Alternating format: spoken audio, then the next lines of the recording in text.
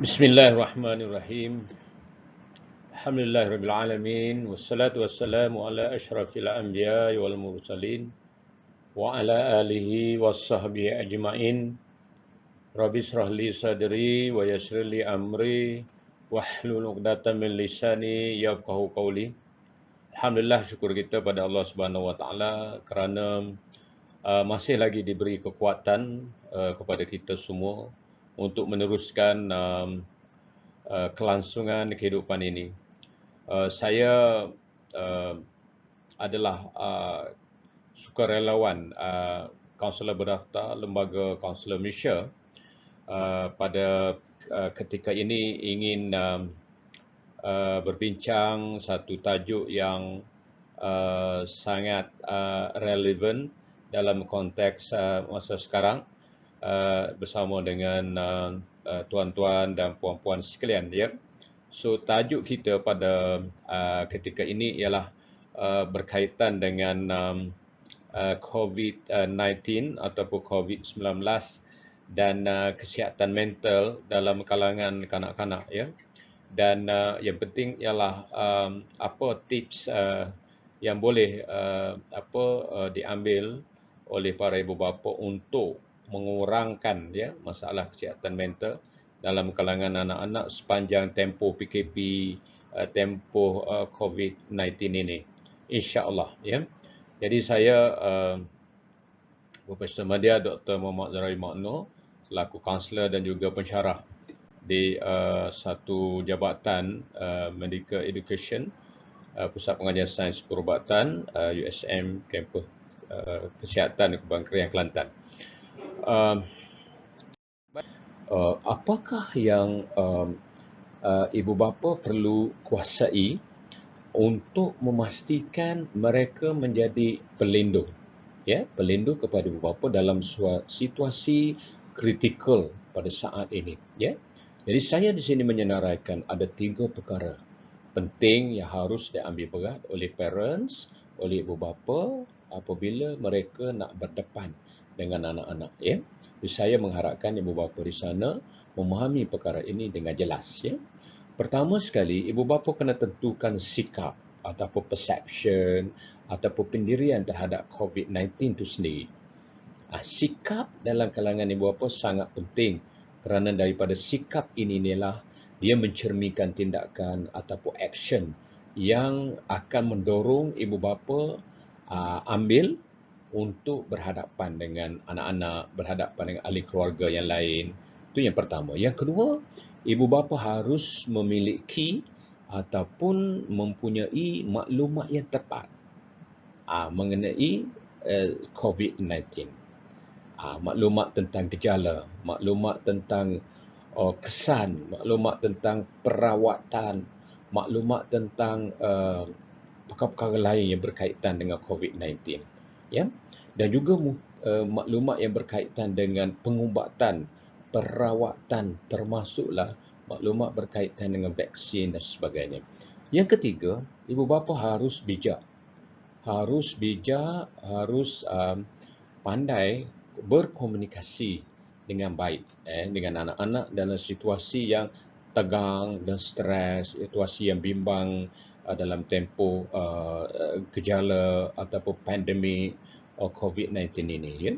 Dan komunikasi ini sangat penting supaya bila saja mak bapak bercakap kepada anak-anak, dia menjadi ubat ataupun penawar, bukan menambahkan lagi kebimbangan, kerisauan yang dihadapi oleh anak-anak. Baik, yang seterusnya kita boleh tengok sini, ya. Baik, sekarang saya hurai satu persatu berkaitan dengan tip untuk ibu bapa. Yang pertama, sikap tadi, ya. Sikap ada 3 perkara yang penting yang harus dimiliki oleh para ibu bapa. Yang pertama, penerimaan. Penerimaan. Ibu bapa harus menerima bahawa COVID-19 ialah satu realiti, satu fakta yang mana harus kita meyakini bahawa dia bukannya satu gejala yang main-main.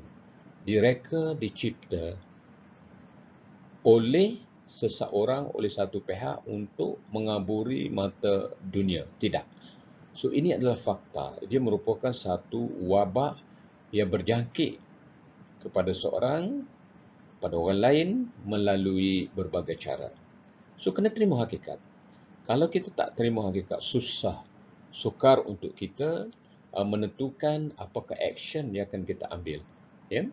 Dan yang kedua, ibu bapa kena reda, kena sabar dan kena hadapi penyakit ini dengan tenang. Reda, sabar dan tenang. Dan pada masa sama, ibu bapa harus berikhtiar untuk berhadapan untuk mengurangkan gejala ini terhadap diri, terhadap isteri, terhadap anak-anak ataupun dalam konteks lebih besar sikit terhadap keluarga keseluruhan. Jadi ini sikap yang perlu ada pada ibu bapa, iaitu penerimaan, menerima dengan sabar, reda, tenang dan berikhtiar. Jadi sikap, ada 3 perkara. Yang seterusnya tentang maklumat tadi. Ibu bapa harus tahu apakah gejala-gejala ataupun simptom yang menunjukkan seseorang itu sudah dijangkiti oleh coronavirus COVID-19 ini. Dan kena sedar juga bahawa di akhir-akhir ini ada varian coronavirus yang menyerang seseorang tanpa gejala. Ini kena berhati-hati. Dan juga harus mempunyai maklumat tentang kesan dia, tentang cara untuk mengelak. Sebab apa penting maklumat ini? Maklumat ini penting untuk ibu bapa kuasai supaya mereka boleh berinteraksi nanti dengan anak-anak. Boleh membimbing anak-anak, memberi maklumat yang betul pada anak-anak. So kalau kita tak ada maklumat yang betul, kita memberi ajaran yang salah kepada anak kita. Dan maklumat tentang vaksin juga harus dimiliki oleh para ibu bapa. Sebagaimana yang kita tahu di di awal baru ni, pengenalan vaksin, bagaimana ada orang yang menentang penggunaan vaksin, menentang pengambilan vaksin sehingga mempengaruhi orang kampung. Dan sedikit masa lagi, dalam masa terdekat, kerajaan akan mewajibkan, kerajaan akan meminta kanak-kanak, anak-anak yang berumur sekian-sekian, bawah 12 tahun ke atas dan sebagainya untuk mengambil vaksin. Jadi kemungkinan anak kita juga ada pendirian seperti itu. Maka ketika inilah ibu bapa harus faham bahawa kita kena membantu masyarakat, bantu anak, bantu kerajaan untuk mengambil vaksin. Dan yang ketiga ialah penyaluran maklumat. Bagaimana maklumat ini yang ada ini harus disalurkan kepada anak-anak. Pertama, menggunakan komunikasi emotif yang mengambil kira emosi, mengambil kira perception, mengambil kira komunikasi dua hala.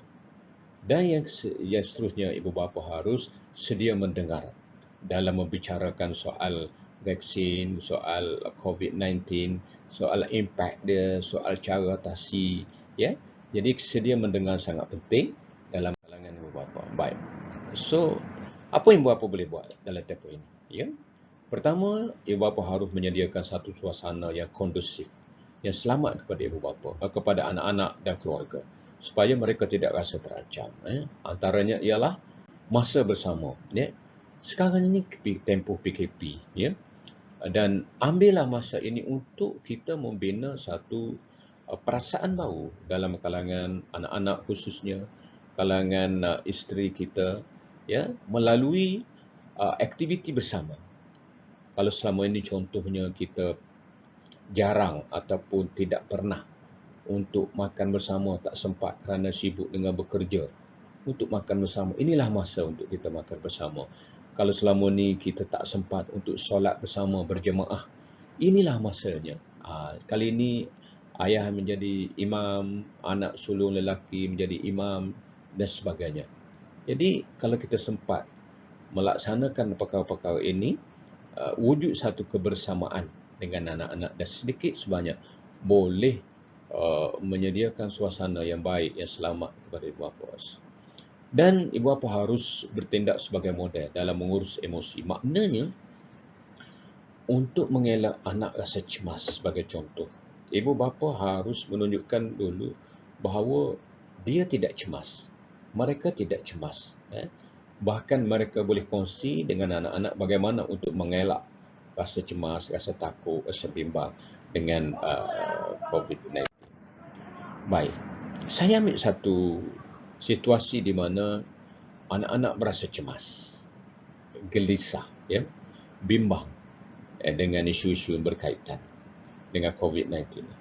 Jadi pertama, kita kena menyedarkan anak-anak ni bahawa kita kena ajar anak-anak menerima kegelisahan. Menerima kegelisahan. Kerana kalau kita dapat menormalkan kegelisahan dan mengajarkan anak bahawa adalah bermanfaat bagi mereka untuk menerimanya, maka itu memberi kesan yang baik. Kan? Jadi, kita beritahu kepada anak bahawa kalau kita tak menerima isu cemas, isu kegelisahan akibat ini, itu sebenarnya tidak betul. Tidak betul. Kita kena terima hakikat.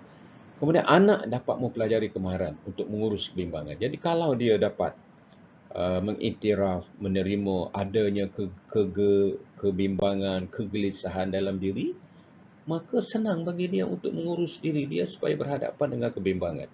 Kalau dia melindungi, menyembunyikan perasaan itu, macam mana kita nak explore? Macam mana kita nak bantu? Baik. Yang kedua, kita ingatkan anak bahawa mereka sentiasa hidup dalam tidak kepastian. Contoh ketidakpastian akibat pandemik ialah, adakah saya akan mendapat COVID-19? Itu satu yang belum pasti. Apa akan jadi kepada pelajaran saya kerana PMP bersemuka gagal dilaksanakan? Ataupun soalan-soalan yang lain lagi. Ini contoh ketidakpastian akibat pandemik. Dan ini merupakan satu pemikiran yang sangat menakutkan anak-anak. Aku kena kan, bimbang aku, takut aku kena. Kalau kena habis, dijangkitilah oleh orang lain dan sebagainya. Baik, untuk berhadapan dengan isu ini, kita sebagai parent, sebagai ibu bapa adalah amat penting untuk mengingatkan anak-anak bahawa kita hidup dalam ketidakpastian setiap hari. Ketidakpastian setiap hari. Contohnya setiap kali kita masuk dalam kereta, contohnya ada kemungkinan berlaku kemalangan. Itu pun kita bimbang. Ada juga yang cedera sewaktu bersenam, mengayuh basikal dan sebagainya. Jadi ketidakpastian ini memang berlaku dalam hidup kita. Jadi dalam konteks berhadapan dengan COVID ini, kita harus bijak untuk memenangi hati, memenangi minda dia dengan berkata bahawa sekiranya ketidakpastian tadi dapat kita urus dengan baik, apakah kita tidak mampu untuk mengurus isu COVID-19 dengan baik juga? So, perkara ini harus ditegaskan kepada anak supaya mereka berada dalam keadaan yang positif, keadaan kuat, emosinya stabil dan tidak mudah digoyang oleh isu-isu yang berkaitan dengan COVID ini. Kemudian kita bantu anak kita untuk memperlihatkan kasih sayang sendiri. Dengan cara kita mengingatkan anak bahawa mereka tidak perlu takut sepanjang masa. Mereka tidak perlu takut sepanjang masa. Bahkan mereka mesti menunjukkan kebaikan untuk diri dan orang lain untuk menghadapi masa sukar ini. Ini bermakna kita minta anak kita mempercayai pada diri, menyayangi pada diri. Jadi bila dia merasakan diri dia disayangi, dia akan buat sesuatu untuk mengelak daripada COVID-19 ini menyerang diri dan memusnahkan masa depan dia dan sebagainya. Dan kemudian kita galakkan anak untuk memberi penegasan dan ucapan tahniah kerana mampu menangani situasi yang tertekan ini. Ia tersemat dalam minda anak-anak kita bahawa jika kita berjaya membawa diri jauh daripada COVID-19, itu satu kejayaan. Jadi, dan selain daripada itu, untuk memperlihatkan kita sayang kepada diri, kita mengajar anak kita bagaimana teknik perawatan diri, menjaga kebersihan macam mana, mengadakan senaman, melaksanakan senaman secara simple, yang paling minimum di rumah. Ini semua boleh membantu mereka menjaga kesihatan fizikal dan kesihatan psikologi.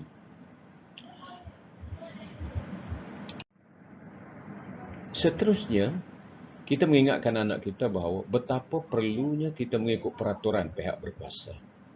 Jadi bantulah anak yang cemas ini membuat beberapa peraturan yang berkaitan dengan coronavirus. Pertama, galakkan anak untuk membuat jadual dan mematuhinya, aktiviti-aktivitinya supaya minda dia syarat dengan aktiviti yang berfaedah, termasuk memastikan berlakunya proses PMP yang dikendalikan oleh guru-guru mereka di rumah. Kemudian membantu mengurangkan kegelisahan dan bantu mengawal perasaan cemas. Ya.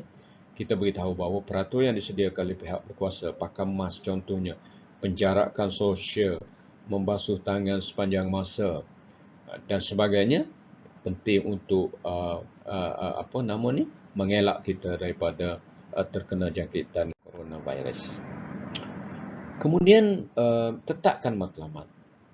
Ya, untuk menetap matlamat, ya, kita kena elak daripada anak kita supaya berfikir, merenung soal kesan-kesan buruk daripada coronavirus. Sebab kalau dah asyik fikir yang negatif itu, minda kita tak akan ke mana, tak dapat reka bentuk, tak dapat desain satu matlamat yang jelas. Dan minta anak fokus pada sesuatu yang lebih produktif daripada duk memikirkan perkara itu.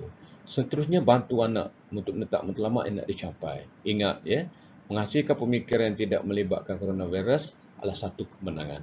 Minda yang boleh meminimalkan serangan virus, serangan isu yang berkaitan dengan virus ini dalam minda, pada saat itu anak itu sedang menempuh kejayaan. Kemudian kita menyusun semula pemikiran anak-anak, ya. Ya. Perkara ini penting kerana orang yang gagal menyusun pemikiran mereka dengan cara yang betul, sebenarnya dia orang yang cemas, orang yang sentiasa dalam bimbang, sentiasa dalam kebimbangan yang tinggi, yang menyebabkan pemikiran dia berubah, lari, ya, memikir soal bencana, benda yang bukan-bukan. Ini semua menghasilkan kegelisahan dalam diri. Jadi, persoalan untuk meneroka pemikiran mereka, ya, kita mengajak anak-anak kita berfikir tentang, mencari jawapan tentang apakah risiko sebenar terkena COVID.